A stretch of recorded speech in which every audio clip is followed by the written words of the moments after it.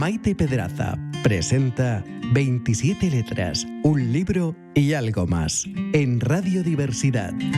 Cierro mis ojos.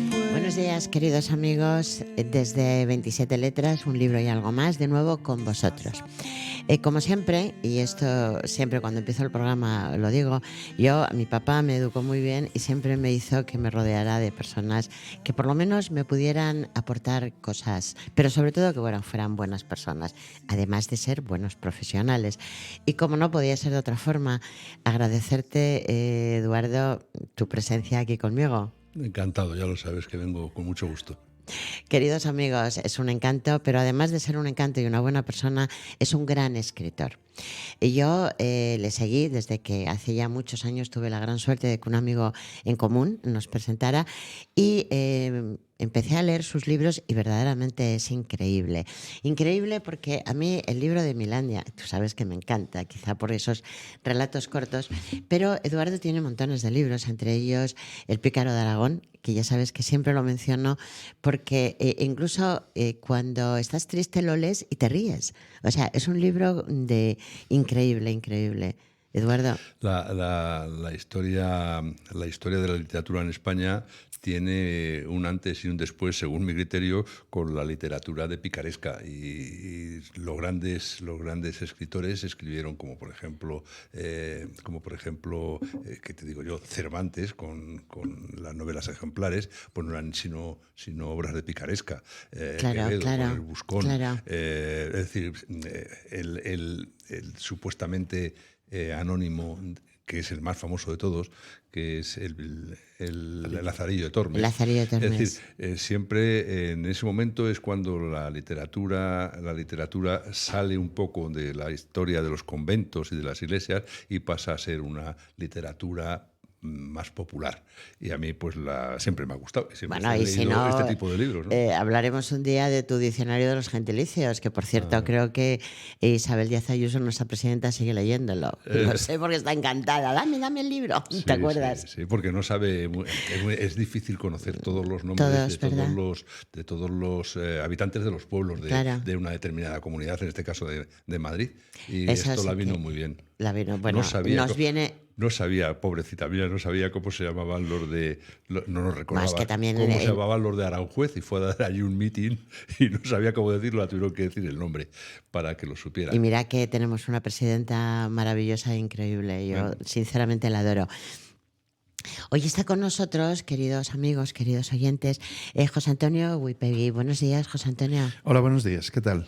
Yo es la primera vez que vengo y seguro que te vas a quedar encantado porque nosotros te vamos a hacer el programa, te lo vamos a hacer muy facilito para que siempre que te llame quieras venir. Pues desde luego que sí, sabes que cuentas conmigo. Es que, queridos amigos, es un honor tener a José Antonio. José Antonio es doctor en Filosofía Inglesa por la Universidad Complutense, es doctor en Derecho por la Universidad Rey Juan Carlos. Eres catedrático de Estudios Norteamericanos en la Universidad de Alcalá de Henares, que aquí te voy a hacer una serie de preguntas, porque claro, todo el mundo hablamos pero tú, además eres visitante en estas universidades. En Harvard, fui profesor visitante en Harvard. Claro, y nos puedes contar montones de cosas, o sea, a la hora de la cultura, eso es algo innato, ¿no? Siempre tu pregunta que yo intentaré contestar. Hombre. Además, siempre, os tengo que decir que además de todo esto, de ser un gran profesional, un gran escritor, una bellísima persona, tiene una afición que a mí me apasiona, porque somos compañeros en el 7, somos taurinos, José Antonio. Somos taurinos los dos. Parece que aquí se puede decir sin problema. Sí, bueno, lo puedes decir. Un espacio de libertad que uno dice, me gustan los toros y no te miran con cara extraña. Pero es que además, José Antonio, ¿no? Hay una cosa que es también dentro después te seguiré preguntando, hay algo que tú, eso para mí es fundamental en una persona, y es que eres una persona libre que defiende la libertad. O sea, ¿por qué no nos van a gustar los toros? ¿Por qué? Si no te gusta, no vayas, ¿no? Efectivamente, es lo que cada uno pues que haga lo que quiera. Creo que, hombre, aquí no vamos a hablar de mi novela. No, es de broma, es de broma. Como umbral. es de broma, ¿no? Me lo que encanta, estoy diciendo, Antonio, porque me has puesto el capote. Claro, es que por eso te lo pongo. Pues entro, ¿no? Pero mi obligación es ponerte el capote, recuérdalo. Sí. Creo que quienes critican los toros pues no lo entienden. Yo antes lo lo defendía, ahora no me preocupa. Cuando me dice, hombre, pero ¿cómo te gustan los toros? Digo, pues ya ves. Digo, nadie es perfecto y ya está. Y así se acaba la conversación. Pues, lo vamos a decir, así se acaba ya la conversación porque yo no he logrado nunca convencer a nadie de las bondades de la tauromaquia. Tampoco tienes interés. Incluso para los propios toros, ¿no? Por todo lo que significa, por toda la filosofía que hay detrás del mundo de los toros. A mí me resultó muy llamativo, por ejemplo, que rápidamente los amigos que tenía, escritores relacionados con el mundo de la literatura, uno era Derek Walcott, que fue Premio Nobel de Literatura del 91, y otro era Arthur Miller, también amigos entre ellos, y yo vi toros con los dos, ¿no? Y que rápidamente entendieron lo que significaban los toros, lo que había detrás, toda la estética, toda la historia que acarreaba todo eso, sobre todo la filosofía, lo que implicaba una corrida de toros, y en ningún momento tuvieron, porque yo le pregunté a los dos, le dije, ¿has tenido la sensación de que el toro sufría? Y los dos me dijeron que en ningún momento tuvieron la sensación de que el toro que eso es estaba sufriendo, ¿no? Y le digo, ¿pero has visto sangre? Y todo eso. Y dice, sí, pero yo no he tenido en ningún momento la sensación de que el toro estaba sufriendo, ¿no? Sino que qué bonita. que el toro estaba desarrollando su potencial como animal. Pero bueno, eso. A lo que vamos. Que sepáis, queridos amigos, que José Antonio, además, que yo hay veces que le he preguntado cuando estamos, y bueno, además compartimos no solamente los toros, sino vivimos en el mismo barrio, y yo a veces le he preguntado, pero José Antonio, ¿cómo tienes tiempo? ¿Duermes? ¿Tú tienes tiempo para dormir? Porque es que es increíble. Tú te pones a escribir, José Antonio, en un momento determinado, no sé, te llega. Me imagino que llegan las musas, te encuentran despierto y dices, voy a escribir. Y estoy despierto y siempre, buscas a las siempre musas. Resulta que casualmente me llegan las musas en el momento que estoy escribiendo. Claro. Pero no me llegan las musas si me pongo a escribir, sino que es al revés. Eso, estoy escribiendo y digo, qué casualidad, que me llega la musa. Eso es José Antonio, es de trabajador. Eso está muy bien. Eduardo. Cuando tú estás escribiendo, pues sabes que la cosa funciona así, ¿no? Sí. O peor. José Antonio, tú escribes, el primer libro es Recordar no puedo. Dejar de recordar no puedo. Sí. Ahí me gusta porque ese libro lo define claramente. No hay blanco, no hay negro. O sea, ¿por qué? ¿Por qué tenemos que tener siempre blanco y negro? Hay una zona que pero es eso gris. es una constante en todos mis libros, ¿no? O sea, desde Dejar de recordar no puedo, el siguiente que es Ninguna mujer llorará por mí, y este último ahora que es algo un poco distinto al anterior, Tiempo de sangres. Pero aquí te metes, perdona, o sea, cuéntame un poco lo anterior, porque aquí te metes ya en un tinglao increíble. Cuando tú escribes Ninguna mujer llorará por mí, y te comento, yo lo he comentado mucho, sobre todo en las tertulias, ya sabes que, bueno, pues Ateneos, tertulias y tal, y sobre todo cuando presentaste el libro en el Ateneo, Tiempos de sangre, alguien me preguntaban, ¿por qué escribe Ninguna mujer llorará por mí? O sea, ya sabes que estamos en un momento donde parece ser que todos los escritores escribís algo de vuestra vida. Yo no creo que por ti ya lloren las mujeres, o no habrán llorado, no lo sé. Es la broma de los amigos de siempre, ¿no? Pero bueno, un poco a lo que me interesa, ¿no? Que tú conoces mi obra y España, de alguna forma, la sociedad y cada vez de forma más radical, estamos en una cierta bipolarización, que es o blanco o negro. Y yo estoy muy cansado de eso, ¿no? Entonces, mis novelas tratan de ese espacio intermedio en el que no está muy claro quiénes son los buenos o quiénes son los malos, ¿no? En Ninguna mujer llorará por este libro. Aquí te has metido en ahí sí, pero también ahora cuando hablemos de Tiempo de sangre, es que es mucho más político, desde luego por su propio argumento. Pero en Ninguna mujer llorará por mí, que la Comunidad de Madrid se interesó por la novela y la incluyó en los clubes de lectura, ¿no? Y entonces, pues bueno, primero me dijeron si iba a un club de lectura, después iba a otro, acabé yendo a casi todos los clubes de lecturas de Madrid, ¿no? De la ciudad de Madrid, y porque fuera dije, que ya no voy a estar todo el día. Y era muy llamativo porque Obviamente todos habían leído la novela, que resultaba ciertamente para mí fue una experiencia muy bonita, ¿no? Porque ir a hablar de algo que tú has escrito con gente que ya lo ha leído y que además es un grupo numeroso, porque solían ser pues entre 10, 20 personas, puede ser cada club de lectura, era muy interesante. Entonces para algunos me decían, tus ideas son socialistas, está muy claro que estás en el socialismo, por ahí. Había otros que me decían, no, tú eres de derechas, tú eres de la derechona, o sea, e incluso en los mismos grupos había gente que me decía que yo era un rojo rojeras y otros que decían que no, que yo era alguien de derecha, de la derechona, ¿no? Porque no me interesa esa bipolaridad, unos son buenos y otros son malos, o unos son malos y otros son buenos. El orden como quieras y el adjetivo se lo adjudicas al grupo que quieras. No me interesa, yo creo que el tema es bastante más complejo y que... ¿Quieres decir que por esa experiencia que has tenido a la hora de los clubs de lectura, de que o eres de derechas, eres de izquierda y tal, quizá por eso, porque claro, hacer Tiempo de Sangre, que es la novela, lo que estamos presentando, ahí te has metido en un tema que además has cogido a un narrador anterior a tus... que tú siempre aparece Joaquín Ayuso. Sí. Y es curioso porque te has metido en un tema que yo creo que es tan interesante, que acuérdate cuando lo hemos presentado, todas las preguntas, la gente te pregunta.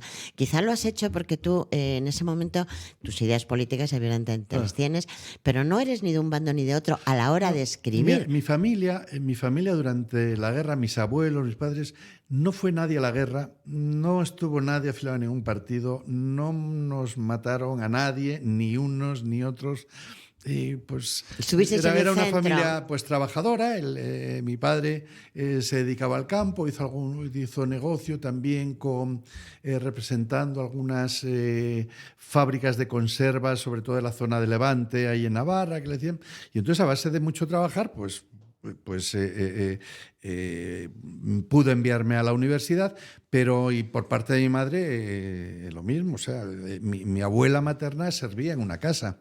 Es decir, yo no he experimentado lo que es la vida política en casa. No vienes de familia política, ni de un sitio política, ni de otro, ¿no? Y creo que hay mucha gente así en España, ¿no? ¿Y por qué tenemos que...? Pero ¿qué sientes? O sea, ¿qué sientes, por ejemplo, ahora mismo, y este libro ha venido muy bien, quizá en esa época, porque estamos en una época, como tú bien acabas de decir, y Eduardo, lo hemos comentado muchas veces en el programa, estamos en una época donde muy bipolar, donde cabe todo. O sea, aquí cabe todo. Entonces, hacer un libro donde ahora mismo, yo recuerdo, y esto como bien dices tú, yo recuerdo cuando era pequeña, yo vengo de dos tipos de familia, con lo cual sé de lo de uno y sé de lo de otro. Entonces, lo que sí sé es que cuando yo era pequeña parece ser que en mi tierra, yo soy de un pueblo de Castilla, un pueblo de Toledo, había los buenos, los malos, los rojos, los azules. O sea, la España estaba muy dividida. Luego, gracias a Dios, esto empezó a unirse porque, bueno, realmente lo que pasó. En los dos bandos hubo cosas muy, muy feas. Y no es cuestión de perdonar, es cuestión de que, bueno, pues eso pasó y tenemos que aprender de los errores para que no vuelva a pasar en el presente o en el futuro. Bien, cuando ya parece que lo teníamos todo conseguido, no me voy a meter en política porque venimos a hablar de Tiempo de Sangres, pero fíjate el título, Tiempo de Sangres, volvemos a estar en una Sangres, España... Siempre mucha gente me dice, ¿por qué Sangres? Y digo, porque es que había de un sitio es que, claro, y de otro. Hay sangres pero es que ahora mismo hay sangre en esta división. O sea, si nos vamos a meter en leyes que están sacando a pederastas de la cárcel, si nos vamos a ver la cantidad de cosas que hay, voy a ser hasta justa o quizá prudente. En ambos bandos. Sí. Más en unos que en otros, eso es evidente. Sí. Pero claro, hacer tú libros de sangre en ese momento, con una España que ya la tenemos... y nos estás hablando de que realmente están las dos Españas divididas. ¿Qué pasó? ¿Qué te hace a ti hacer este libro? Lo primero, si me permites, cuento un poco, porque claro, tú y yo conocemos de qué va la novela. Es que quiero que lo cuentes. Los oyentes o quienes nos estén viendo no saben, voy a contar un poco el argumento. La novela tiene que ver con el fusilamiento de José Antonio Primo de Rivera. Pero fíjate en lo que te metes. Históricamente el fusilamiento ocurre el 20 de noviembre de 1936, pero mi novela trata de que no fue fusilado el 20 de noviembre de 1936, sino que fue liberado por 7 jóvenes falangistas disfrazados de anarquistas que van a la cárcel de Alicante y lo liberan. Y se lo entregan a los alemanes, a la Alemania nazi, y entonces a partir de ahí, ¿qué es lo que ocurre, ¿no?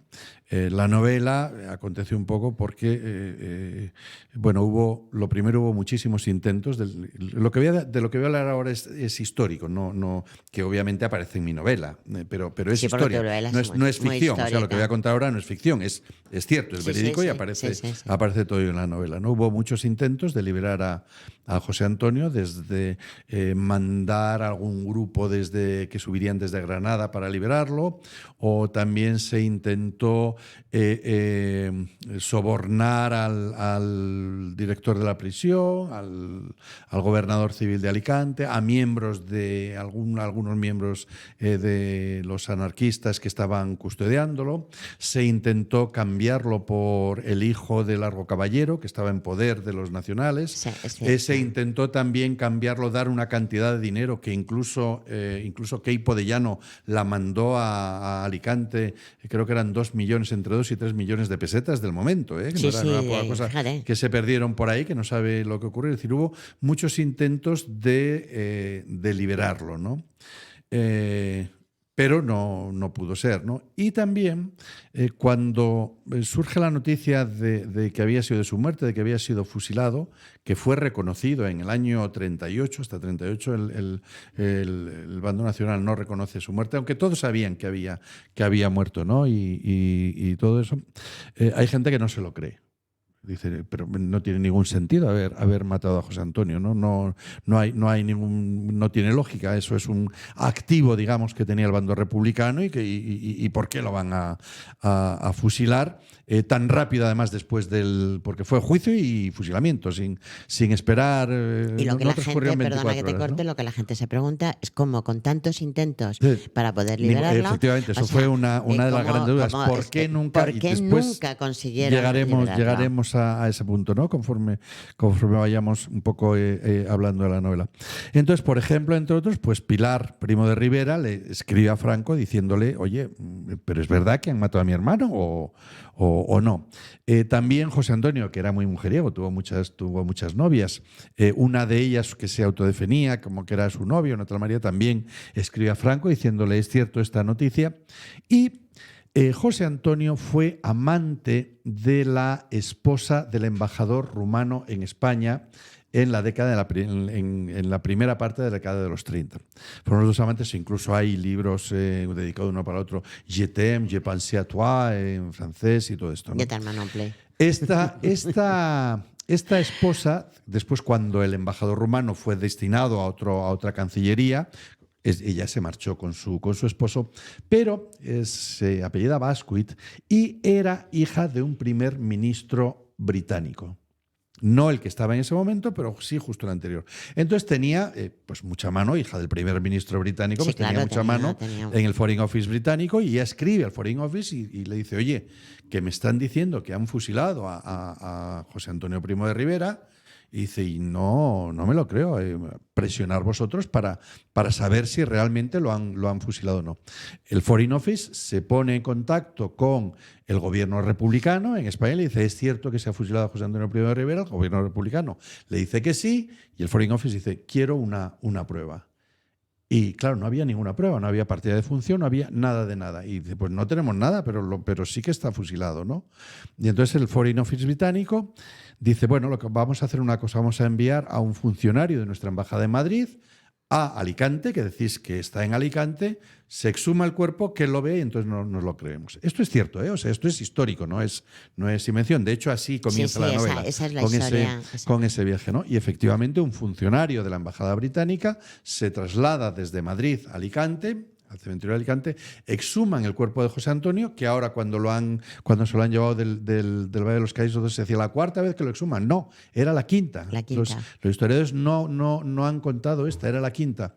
Este funcionario le exhuman, está el juez Enjuto, que fue uno de los que participó en el juicio contra José Antonio, exhuman el cadáver, lo saca, el funcionario hace 2 fotografías que se han perdido. Imaginaos lo que serían ahora esas 2 fotografías. Porque él vuelve a Madrid, escribe su informe y dice, efectivamente, José Antonio Primo de Rivera ha sido fusilado, está aquí, manda los datos de todo esto y dice la carta, y os envío estas 2 fotografías. Eso es histórico. Y eso es historia. Eso ocurrió y realmente. Tú, en tu novela, tú esto lo plasmas porque yo la he leído. Sí, eso es. De hecho, la novela comienza así: el viaje de este funcionario a. La pregunta. Pero claro, ¿cuándo va el funcionario? La pregunta es: ¿cuándo va el funcionario? ¿Cuándo va? ¿Con qué fecha está José Antonio muerto? Claro, y la incógnita. Y entonces, ¿qué ocurre entre el 20 de noviembre y la fecha de este funcionario, que va ya en el mes de diciembre a esto? ¿Qué es lo que ha ocurrido?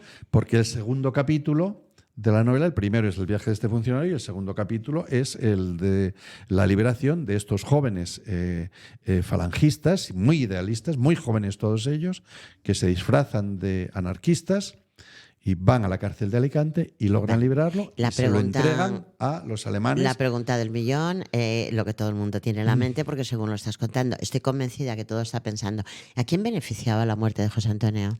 A quien desde luego benefició fue a Franco. Yo no estoy queriendo decir que Franco fue el responsable de que... ¿Pero fue el único beneficiario? No sé si el único, pero el más beneficiado, desde luego, sin duda. De hecho, si no hubiera sido Falange antes de la Guerra Civil, no era nada ni nadie. Es decir, en las elecciones del año 36 solo pudieron presentar listas por 29 provincias y no sacaron ni un solo diputado, nada. En toda España, bueno, en las provincias en que se presentaron, recibieron unos 40.000 votos más o menos en todo lo que se habían presentado, ¿no? ¿España no hubiera sido lo que es si no hubieran matado a José Antonio?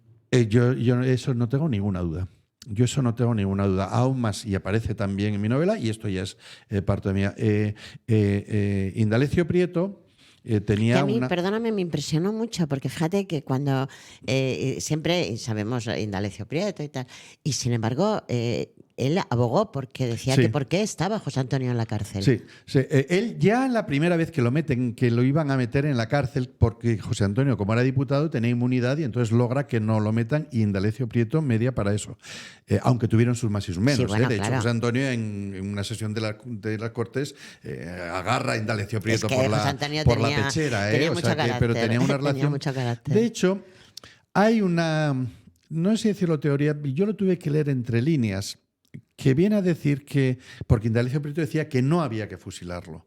Y de hecho... es que fue todo muy rápido. Fue todo muy rápido y muy raro, y él fue el quien mete también al juez enjuto para decir, oye, que no lo maten y tal. Porque una teoría... no sé hasta qué punto descabellada o no descabellada. Lo que pasa es que, claro, yo para este libro no he investigado, pero sí he leído muchísimo. O sea, es decir, la diferencia entre la investigación y la lectura es que yo he leído muchísimo la investigación. Si yo conozco tu casa y tu vida es una biblioteca andante. Sí, pero una investigación tendría que haber ido a las fuentes primarias, a ver documentos y todo eso, y no he revisado documentos. Pero... y esto es muy importante lo que voy a decir, y sorprenderá a muchísima gente, ¿no? Indalecio Prieto abogaba por dejar libre a José Antonio, no tanto por dejarlo libre, sino porque si dejaba libre a José Antonio iba a haber un cisma en el bando nacional entre José Antonio y la Falange y Franco. Y las tropas franquistas. Es decir, el mismo cisma que se estaba en cierta forma viviendo en el bando republicano entre comunistas por una parte y anarquistas trotskistas por otra, y dentro de las distintas facciones que representaba el gobierno republicano, él entendía que ocurriría lo mismo si se liberaba a José Antonio. ¿Por qué? Porque las relaciones entre José Antonio y Franco eran muy malas. Para mí esto fue una sorpresa cuando empecé a leer la novela, porque yo había ido a la escuela... Era una estrategia. Claro, efectivamente. Yo en la escuela siempre veía el crucifijo en el centro de la clase, José Antonio a la derecha del crucifijo, a mi izquierda, y Franco a la derecha. Todos. ¿no? Como todos. Y entonces pues parecía que eso era pues uña y carne, ¿no? Las dos caras de la misma moneda. No, se llevaba muy mal. De hecho, José Antonio y Franco se conocen en la boda de Serrano Suñer, porque José Antonio era muy amigo de Serrano Suñer. El cuñadísimo. José Antonio firma como testigo de Serrano Suñer eran padrinos, creo, ¿no? Eran los padrinos, sí. Y Franco firma por la parte de la... Pilar se llamaba, ¿no? No. De Cita. Cita. Sí. Cita de Ramoncita. Él ya se llamaba Ramón y ella se llamaba Ramona, que era la hermana de Carmen Polo. Era Polo. Cita Polo, Razón, sí, era la hermana pequeña. Como ellos sabían, como la familia Polo había perdido a su padre muy joven y la madre también, pues Carmen se había hecho un poco cargo de la hermana pequeña y era la que la... Y de hecho, Serrano Suñer y Cita se conocen en Zaragoza cuando Franco es director general de la Academia del Ejército en Zaragoza, porque Cita está viviendo con ellos, ¿no? Pero bueno, a lo que nos importa. Se conocen en esa boda, prácticamente no hablan casi nada. Pero luego tienen otro encuentro. Luego tienen otro encuentro aquí en Madrid, en el piso de la familia Serrano Suñer, si era suyo o si era de su padre, hay distintos debates, en la calle Ayala. José Antonio empieza a hablar de acción se llevar y Franco, como buen gallego, pues se busca la salida por ahí y José Antonio sale bastante cabreado de esa reunión. Son las 2 únicas veces que se tiene constancia y que se sabe que se vieron. Parece ser que nunca más volvieron a verse. Tienen otros 2 puntos, otros 2 nexos en un momento determinado. Uno es en lo que se conoció como la Revolución de Asturias, que José Antonio ofrece a Franco a los falangistas, y de hecho los falangistas de asturianos van a apoyar a las tropas republicanas, ¿no? No, perdón, estaba Lerroux, a las tropas que lleva Franco para sofocar esa reunión. De hecho, mueren 4 falangistas al sofocar la reunión. Y después otra, y este es el punto, es lo más importante, en las elecciones del 36 hay un problema en Cuenca. Y entonces dicen, bueno, hay que repetir las elecciones en Cuenca. Y la derecha dice, bueno, vamos a cambiar los candidatos que teníamos y vamos a poner otro. Entonces proponen que, entre otras cosas, que vaya José Antonio en esa lista de Cuenca y que vaya también Francisco Franco en la lista de Cuenca. Cuando José Antonio se entera que va a ir en la misma lista que Franco, dice que de ninguna manera, que él no va con Franco. Que tienen que sacarlo, que él no está dispuesto a encabezar esa lista electoral por Cuenca y que también vaya Francisco Franco, ¿no? Y que de ninguna manera, ¿no? Y bueno, lo que ocurrió después, que no fue admitido por el comité de elecciones, se presentaron las mismas candidaturas que se habían presentado, no fue admitida esta variación, pero eso ya muestra cómo todo esto es histórico también. En la novela se menciona todo eso y es así. Hay después algunos pequeños detalles, de anécdotas, para que, lo digo un poco porque la gente entienda, sobre todo quienes como yo, porque yo de todo esto me he enterado hace 4 o 5 años. Ya digo que para mí hasta hace toda mi vida he pensado que José Antonio y Franco eran, uña y carne, ¿no? La Falange, que lo pasaba bastante mal. Eso lo hemos pensado todos. Es que no tiene nada que ver. Es que no tiene absolutamente nada. De hecho, si me permitís que meta la cuña, sí. Cuando antes hablabais de a quién había beneficiado por 2 partes. Benefició por una parte personal a Francisco Franco.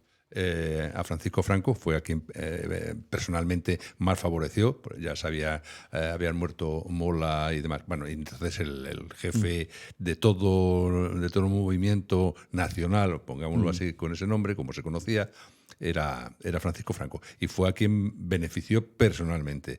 Si no hubiese muerto, evidentemente habría habido una dualidad de directivos que hubiese tenido que solventarse de alguna manera. Pero a nivel guerra, a quien benefició fue precisamente al bando de Franco. ¿Por qué? Porque los falangistas se unieron como uña y carne con las tropas militares. Efectivamente, iba a ir ahora al siguiente paso. Por eso decía, no, tienes toda la razón. Cuento esta última anécdota sobre la relación de Franco y José Antonio, ¿no? Sí, vamos a seguir. Cuando José Antonio se entera que el local que tiene Falange en Asturias pertenece a la familia de Carmen Polo. Sí. Es decir, que le pagaban la renta. Entonces, en el momento que eso dice, aunque tengan que reunirse debajo de una farola, se sale inmediatamente de esa sede. Claro. No querían ni tan siquiera tener que pagar una renta a ellos, ¿no? Y ya termino. Y esto es que era con lo que iba a lanzar, te has adelantado, pero muy bien, ¿no? Discúlpame. No, en absoluto. Lo bueno es que hay un diálogo. te he comentado antes que en las elecciones del año 36, Sí. Falange Sí. obtiene unos 40.000 votos en toda España. Bueno, en los sitios donde puede presentarse, que eso no es nada, ese era el 0,04%, representó lo que Sí, sacó sí, Falange. sí, sí. Bueno, a fin de año, los falangistas, los que se han unido a Falange, que están luchando en primera línea, eso es lo que llamaban en primera línea, los que estaban pegándose tiros con los Sí, otros, sí. que estaban en las banderas falangistas, que se llamaban, eran más de 80.000 y en poco alcanzan el número de 100.000. Es decir, cuando empieza la guerra, el número de personas que se le afilian a la Falange de todo tipo, de derechas y de izquierdas, de todo tipo, es impresionante. Habló solo de los de primera línea, que han más que duplicado, Es porque que, después están los de segunda línea, yo, que están en los pueblos y todo eso. He y están. leído que Y finalmente, y termino, porque quiero enlazar con lo que decías. Claro, los falangistas, por quienes daban su vida, es decir, la daban por España. Pero por encima que por España, es que eso es lo que te iba daban a su vida es que, por José Antonio. Es que te lo iba a Era lo que preguntar, quería. eso era la pregunta. Si José Antonio llega a estar libre, los falangistas, las banderas falangistas, no hubieran seguido a Franco, ni a los militares ni a nadie. Ellos siguen a José Antonio. De hecho, hay un pequeño debate que se solventa rápidamente. Realmente José Antonio era un líder, Era un líder nato. Era el gran O sea, líder. La gente efectivamente luchaba por España y por José Antonio. Y por José Antonio. Eso estaba Era claro. lo que los falangistas Sí, era sí. José Era un Antonio. líder ¿no? político, no ¿Era? era un líder militar. No, no, era un líder político. Era un líder político. De todas formas, no era un gran ideólogo, lo que pasa es que transmitía muy bien, porque los verdaderos ideólogos eran fundamentalmente ahí, el caso de la Falange fue Ramiro Ledesma, ¿no? Era el ideólogo y José Antonio, realmente José Antonio no tiene ninguna obra de peso como puede tener Ramiro Ledesma, las cartas a las juventudes españolas, Oye, de todo esto, ¿no? y como pregunta, como anécdota, eso hace poco yo lo leí en algún momento. De hecho, presenté una mesa con un compañero del Mono Azul. El famoso Mono Azul de los falangistas, en la camisa azul, ¿de qué viene? Viene de los trabajadores. De los trabajadores mecánicos. De los la mecánicos, camisa es de exactamente. los trabajadores O sea, mecánicos. él realmente defendía al trabajador. Sí, José sí, sí. Antonio A era un ver, lo que él quiere, a ver, lo que quiere José es- Antonio quiere Eso es lo que quiero que me es digas. lo que José Antonio quiere es un Estado nacional sindicalista, no socialista. Nacional socialista No, es es que, Hitler. claro, es que es- nacional sindicalista. Y de hecho, para él, la sociedad tiene que vertebrarse sobre los tres estados naturales del hombre, que son la familia, el municipio y el sindicato. Y el sindicato. Es lo que hacen. Todos nacemos en una familia, todos vivimos en un pueblo y todos trabajamos. Mira, eso como ideal Un está muy sindicato bien. no sindicato de clases. Ya, Esa es la gran sí, diferencia. sí. Esa es la gran diferencia. Y para José Antonio, lo que él lucha fundamentalmente es contra los partidos. Y contra los separatistas españoles y contra la lucha de clases. Son sus tú tres. imagínate si José Antonio ahora mismo, que seguro yo que soy religiosa. Sí. Yo soy religiosa. Él también era muy religioso. Sí, era ¿eh? muy religioso. Él también era muy religioso. Yo, lo suyo. sí, era bueno. No, perdonad, otra vez, era religioso a su manera, ¿no? Pues como hay Bueno, muchos ahora todos, religiosos. a ver. Sí, pero él era muy religioso. De hecho, uno de los grandes debates que tienen con Ramiro Ledesma y con Onésimo Redondo, cuando llegan a Falange Española, que es Sí. Falange Española, como la conocemos, Falange Española De de las las Hons. es la unión de Falange de Falange Española, del Teatro de la Comedia. No es exactamente que nazca allí, según los puristas, pero bueno, Sí, vamos a sí, admitirlo, bueno. tampoco es un gran caso. Y las Hons Y las de Ramiro Hons. de Ledesma y de Onésimo Redondo. Ramiro de Ledesma y Onésimo de Redondo eran muy ateos los dos. Y tenían sus más y sus menos con José Antonio porque era religioso y, claro, no entraba eso en sus planteamientos, en el de Sí. Ramiro Ledesma y Onésimo Redondo, porque ellos quieren separar claramente lo que es La Iglesia del Estado. de lo que es el Estado. Y Pero- José Antonio no está tan por la labor. Todos somos religiosos a nuestra manera, Sí. pero lo importante es que lo somos. O sea, yo soy religiosa, evidentemente no soy una fanática, pero soy religiosa. Y o sea, como anécdota te puedo decir que imagínate, por un casual que José Antonio, insisto, yo soy religiosa, nos está viendo por algún sitio, por algún agujerito del cielo. Él sabe por qué digo lo del agujerito. Tú imagínate lo que está viendo ahora, que él dio su vida. Los falangistas daban la vida por los tres, como tú dices, patria, España, el sindicato, la familia. Imagínate ahora lo que está pasando con las familias, con España. Sí. Dios mío, yo creo que diría, me voy. O sea, lo ve y se vuelve ahí. Vamos a hacer un pispás, como si dijéramos, porque me gustaría que Eduardo, porque luego te voy a hacer también otra serie de preguntas. Porque, claro, después de leer este libro, después de haber hecho este libro, haberte metido, como te has metido, en política, en cosas que verdaderamente había que decirlas. Pero tu próxima novela, que sé que está ahí, la estás cociendo, Sí, como si dijéramos, vas a tratar un tema muy controvertido, que luego lo vamos a tocar, aunque sea... También me han dicho, me dicen mis amigos, los que saben lo que es, me dicen, oye, ¿tú vas buscando los charcos o es que aparecen en tu vida? No, es que yo creo que tú vas de chanco. O sea, a ti tu mamá, que te quería muchísimo, yo sé que te compró unas catiuscas muy grandes porque mi hijo va de charco en charco. Eso lo tengo yo muy claro. Eduardo, cuéntanos un poquito, porque bueno, a mí me gustan los misterios, el arte, en fin. Todo es arte, la escritura, la narración, todo. Pero cuéntame un poco, dentro del arte. En la vez anterior, el programa anterior, hablamos de todos los misterios que tenía el cuadro de la Gioconda de Leonardo da Vinci, uno de los mayores pintores, mejores. Bueno, Leonardo es que era todo. Buen pintor, buen médico, todo. Sin embargo, tenemos un cuadro que es una maravilla, pero también tiene escondido, es que Leonardo era, vamos, los misterios para él le emocionaban y era el rey de los misterios. Y los símbolos, toda la simbología le encantaba. ¿Cuántos símbolos puede haber en la Virgen de las Rocas? Pues muchos. ¿Pero en uno o en los dos cuadros? En los dos, porque son prácticamente el mismo, lo único que con una diferencia de años en su producción. Antes me gustaría, si no te importa, que eres la directora, y si te importa, pues Ay, lo mira, dices y en paz. ¿Os dais cuenta? Primero, como soy la directora, vale, y luego va a hacer lo que le dé la gana, eso está claro. Pero bueno, ya sabéis dónde está la confianza. No, me gustaría hacer una aportación con permiso de por José supuesto. Antonio a su obra, que es un periodo soberbio aquel, soberbio no por los daños que se produjeron, sino por la concepción de la sociedad en aquel momento, etc. Es verdad que durante los años 37 y 38, gran cantidad de personas se afiliaron a la Falange y entraron como falangistas a la contienda. Pero también hubo gente de la Falange que en el primer año de la contienda, en el año 36, no entraron como falangistas a la contienda, entraron como militares. Y después se hicieron falangistas. No. Eran falangistas, pero entraron al ejército y no entraron a las banderas falangistas. Sí.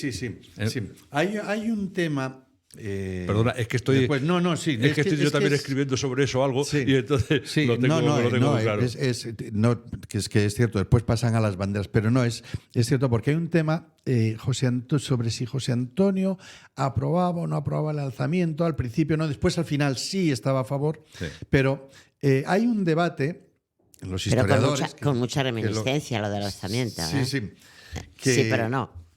Que se plantean qué hubiera ocurrido a los falangistas si José Antonio no hubiera apoyado el levantamiento de Franco.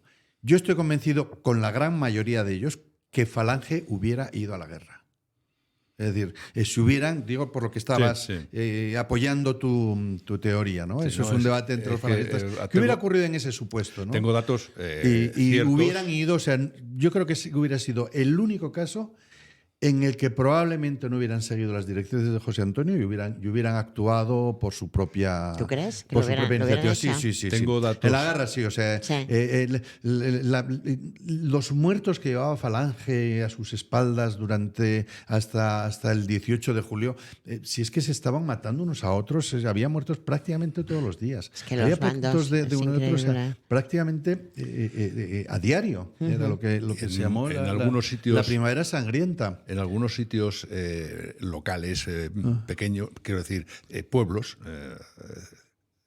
ciudades no, porque era más complejo, pero en pueblos sí que hubo apoyos muy directos de falangistas del pueblo a las fuerzas del orden cuando existían los levantamientos de los anarquistas, básicamente, y de las fuerzas del Frente Popular, ¿no? Sí. Que estaban organizando follones por todos los sitios, levantando O sea, a la gente, y los falangistas apoyaron a la Guardia Civil para evitar que cogieran ya te he armas. dicho y demás. que en la revolución de Asturias Sí. está muy claro, y estaba eso muy claro.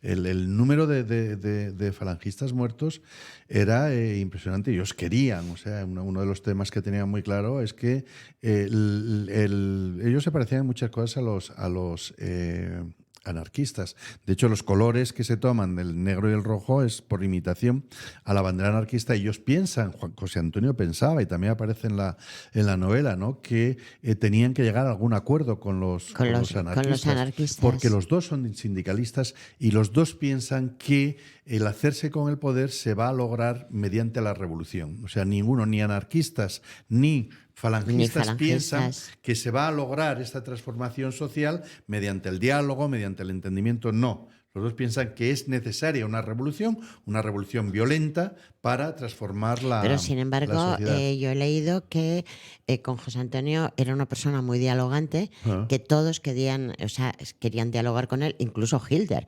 Hitler le caía mejor José Antonio que Franco. Sí, es que a Hitler en origen no quería Franco. Es que de eso va mi novela. Ahí no te puedo meter mucho, porque por ahí va precisamente el triángulo de la novela, y no voy a hacer. No entres al trapo. A destripar las tripas de la No novela. entres al trapo. Destripar que spoiler. Por eso he evitado decir spoiler, por eso he dicho destripar, porque creo que tenemos la palabra destripar, que es mucho más bonita además que spoiler, ¿no? Pero por ahí va. Oye, pero cuéntame, que yo estoy interesado en lo de la Virgen. Dinos un poquito de lo de la Virgen de las Rocas. Sí. Bueno, es que el tema es tan interesante que, claro, cualquier cosa, además es historia. Es historia, pero es que además es una historia que está actual. Una cosa es, si me permites, si la Virgen esto es una novela que tiene una parte. La Virgen va a esperar un poquito. Muchos de los acontecimientos que aparecen en la novela históricos son históricos, o sea, son hechos reales. Es decir, aparece el embajador alemán, aparecen los espías rusos, que son realmente quienes van a manejar a todo el mundo, el embajador alemán y los espías rusos, como son quienes manejan todo, ¿no? Y sobre todo, pues esos 7 jóvenes falangistas que son realmente quienes hacen la novela, ¿no? Conocemos sus historias, conocemos sus vidas, conocemos con un gran narrador, narrador que se llama Joaquín. En fin, pero esos pobres, esos idealistas falangistas que los van a dejar todos tirados en territorio hostil, ¿no? Y qué es lo que va a ocurrir con ellos y cuál va a ser su historia es interesantísima. Y la gente que lea la novela, todo el mundo que la ha leído me ha dicho, ¿cómo me lo estoy pasando? El otro día lo estáis oyendo. Estaba en mi pueblo, yo soy de Navarra, y entonces fue a una casa y era la casa de un amigo mío y tenía la novela. Y le digo, anda, está leyendo, y me dice, dice, empezó el otro día y no puedo dejarla, y es la que más me está gustando de todas las que has escrito. Pero bueno, discúlpame. Por último, ya como colofón, para yo tener también una idea de cómo va tu historia. Me está diciendo Tony que en fin, que tengo que se nos va el apurar. tiempo. Simplemente una cosa, ¿vas a continuar con la proyección de los falangistas en la División Azul? Y con eso... no, de momento no. No sé si nos dará tiempo de hablar de la siguiente novela. No, vamos a ir, pero... El informarme me ha llevado tantísimo tiempo, porque era tan apasionante. O sea, conforme iba conociendo cosas, es que para mí era increíble. O sea, decía yo, es que esta historia no es la historia que me han contado, ni por un lado ni por otro lado. Tener en cuenta que la realidad es muy distinta. Tenemos más programas, podemos hacer otro programa que sea la continuación de este, porque veo que nos quedamos sin tiempo. La Virgen de las Rocas está esperando que nos digas algo. A ver, Leonardo fue un artista total. Yo creo que es el con el que se inventa la palabra clásica de el hombre del Renacimiento. Exactamente. Es el hombre del Renacimiento. Es el que inventa el Renacimiento, por decirlo de alguna manera, en el arte. Es el Renacimiento. ¿Qué es lo que quiere este hombre explicarnos? Porque en todas sus obras siempre hay algún trasfondo que solo los expertos son capaces de observarlo y luego decírnoslo a los que no tenemos ni idea para que nos fijemos en ello, ¿no? ¿Qué es lo que quiere mostrar en este cuadro? ¿Qué es lo que quiere decir? ¿Por qué viene este cuadro a cuento y demás? Bien, este cuadro de la Virgen de las Rocas no existe. Existe el cuadro La Virgen de las Rocas, pero la Virgen de las Rocas no es una... no es nada nadie cristiano. rezamos a la Virgen de las Nadie, Rocas. porque no existe, no hay ningún pueblo que tenga la vocación de la Virgen de las Rocas, ¿no? Entonces, ¿qué es lo que está haciendo este hombre cuando presenta este cuadro? Bueno, en primer lugar, hay de que hecho, decir... perdona, Leonardo, uno de los cuadros, no sé si es el primero o el segundo, dice, no la llama la Virgen de las Rocas, la llama la Virgen, el niño, el ángel y las rocas. Sí. O sea, no se llamaba la Virgen de Se las Rocas. conoce así, de esta manera, el cuadro, y bueno, pues así ha pasado a la posteridad, ¿no? Quiero decir que con esto, que con este hombre nunca se sabe qué es lo que quería mostrar. Y aquí, por cierto, aquí, y esto es también un inciso, hay dos cuadros, uno que se hace en una determinada fecha y otro que se hace en unas fechas posteriores. Sí, pero más arriba, Los Ángeles. Y los dos están expuestos en grandes galerías, uno en el Louvre y el otro está expuesto en la British. Ah, en la British. La sí, British. en la British, sí. Antes he dicho Uffizi. Es la No, British. la British. El de la British es más... Uffizi es el de sí, El Florencia, no Uffizi en el es en italiano. El más antiguo parece ser que es el que está en el Louvre. El otro tiene unos 3 o 4 años menos en su producción. ¿Y por qué existe esta dualidad? Son prácticamente iguales, con algunas diferencias mínimas. ¿Por qué esta dualidad? Pues porque parece ser, según dicen los expertos, yo de esto no lo sé, no lo he vivido y no lo sé, ni lo he estudiado tampoco tan a fondo. Parece ser que se encontraba falto de fondos. Le había mandado a hacer el cuadro una ermita de Milán. Y, bueno, los pues, franciscanos. creo que eran los franciscanos. Sí. Y no le habían dado dinero. Entonces él tenía que vivir. Y como todavía no tenía el apoyo de Sforza y de todas estas personas que luego le auparon económicamente, pues entonces, ¿qué es lo que hizo? Pues ante una buena oferta vendió el cuadro. Vendió el cuadro para poder vivir, pero claro, tenía una obligación y la gente en aquella época, las obligaciones económicas, pues trataba de cumplirlas porque la justicia no era como ahora, que rápidamente te indultan. Y entonces, en aquel momento... Ahora no te indultan, ahora te perdonan. Bueno, hablo de otra cosa. Yeah. Entonces, ¿qué es lo que hizo? Pues hacer otro. Hizo otro que era prácticamente igual, con algunas diferencias. Y este fue el que entregó a la ermita en su momento.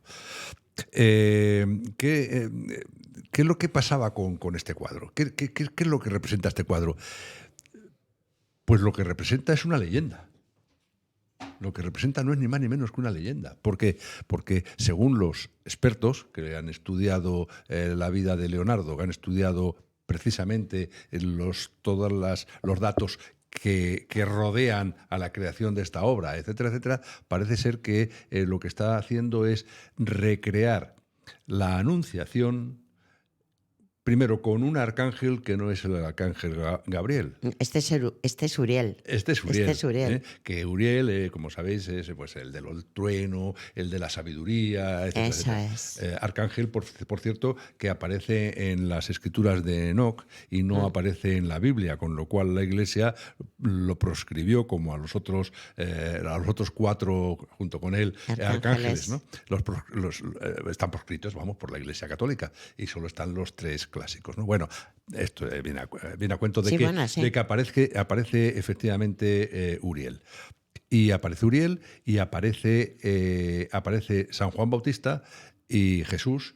Curiosamente, ya sabéis que San Juan Bautista era anterior en un par de años, una cosa así, a su propio sobrino, o primo, ya no recuerdo, sobrino. ¿Y por qué aquí aparecen de la misma manera? Pues porque está diciendo Leonardo que es antes de la concepción, es decir, que antes de la concepción de ambos ya están ambos dialogando, rezando, como antes están aquí. De la concepción. Efectivamente. ¿Y la mano de la Virgen, que es con garfio? No, la mano de la Virgen está en una posición un tanto extraña. Es garfio. Porque hay no es una mano amorosa. Hay una simbología. Primero, hay un perro encadenado al fondo que viene a significar el poder omnímodo que tenía la Iglesia, que hacía y deshacía a su santo antojo. Y esto es una crítica a la Iglesia por parte de Leonardo.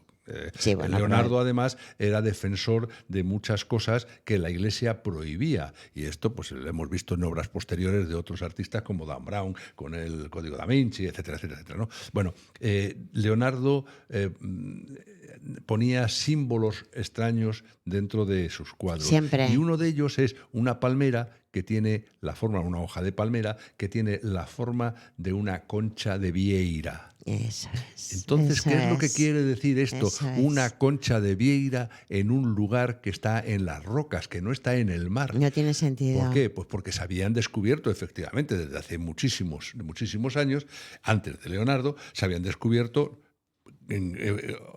precisamente eso, conchas de vieiras y de otros moluscos, se habían descubierto en tierra. Entonces, ¿qué es lo que demostraba eso? Pues que allí había habido mar, había habido agua, y esto iba en contra de lo que estaba diciendo la Iglesia, que se había hecho todo por parte de Dios. Es que ¿no? es algo tan interesante que yo, perdóname Eduardo, pero tengo que cortarte. Sí. Pero tengo que cortarte porque todo es tan interesante que, claro, me encantaría, pero se nos echa el tiempo encima. Yo os voy a hacer una proposición a ambos. ¿Por qué el próximo día no venimos, continuamos con el libro, José Antonio, con tu otro libro? Tú continúas, si no te importa, con la Virgen de las Rocas, y creo que tenemos que también continuar algo de la Gioconda. Algo nos falta decir de la Gioconda. De la Gioconda lo que nos falta por decir es que hay una Gioconda en España, en el Museo del Prado. Pero Entonces, que se atribuye, a- le está atribuido, si no es de él, que será de su escuela. O de- Sí, de- pero, sí. pero es mejor cuadro que el del Louvre. porque- si os parece, vamos a dejarlo para que podamos volver el próximo día. Deciros así muy rápido, queridos oyentes, que estamos dentro de las instalaciones de radio, nuestra radio de la diversidad está dentro de las instalaciones del Hospital de Día Lazma. El Hospital de Día Lazma es un hospital para problemas de salud mental, para crónicos y sobre todo agudos. Decirles que la directora Junivel, aparte de una gran profesional, no podría ser de otra forma, es una persona de una gran humanidad, y aquí los pacientes, más que pacientes, ellos vienen porque es su otra casa. Dar las gracias, evidentemente, a todas las personas que nos ayudan a que esto pueda salir a la luz, como es Asispa, que bueno, es un conglomerado de residencias en las cuales os puedo asegurar, porque yo las conozco, muchas de ellas, que es un sitio donde, bueno, en algún momento determinado, cuando no podamos valernos por nosotros mismos o no queramos, podemos ir allí con toda la confianza del mundo. Gracias, Clece, gracias, Corazón y Manos, porque siempre estáis ahí para el más necesitado, para el colectivo vulnerable. Deciros ya que, José Antonio, quiero que el próximo día me hables un poquito. El próximo libro, os lo digo rapidísimamente, que lo tiene él ahí cociéndolo, se va a titular, creo que es La Lectora. Debe ser por tus andaduras, por esos clubs de lectura. Pero lo más importante es que, fíjate, Eduardo, que tú y yo hemos tratado muchísimo este tema con el tema de la libertad. Él habla de una prostituta. Claro, ¿por qué eres prostituta? ¿Porque no puedes hacer otra cosa o porque realmente quieres serlo? Ahí entra la libertad de cada persona. Sí, es que eso, ya eso va el tema. con esto termino. Es que yo ya desde que me levanto, o sea, es que tengo siempre el no aquí. Salgo a la calle, no haga esto, no haga lo otro, vas a fumar. No. Por Dios, Ahora no te van a dejar fumar en las terrazas. No, yo no fumo, pero independientemente de eso no quiere decir que no entienda que el fumador quiera, o sea, te pongo el fumador o te pongo los taurinos como nosotros o te pongo montones. Quiero decir que por encima de todo está la libertad, chicos.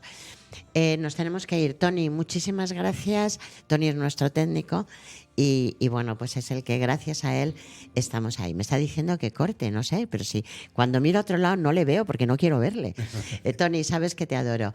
José Antonio, muchísimas gracias. Muchas gracias, es la primera vez que estoy aquí, me he sentido muy cómodo y nada, cuando quieras me llamas y si tú me dices ven, yo cojo un taxi. Ay, por Dios, como el bolero, como me gusta. Eduardo, igual dime eso, lo del bolero. No, si tú me dices ven... Yo él ha empezado con el bolero y yo digo, lo dejo todo. Y me Muchas encantaba gracias. conocerte, Eduardo. también. Muchas gracias, chicos, y hasta el próximo programa. Un beso muy fuerte de Maite Pedraza. Los cerrojos romperás, las ventanas se abrirán, una luz nueva en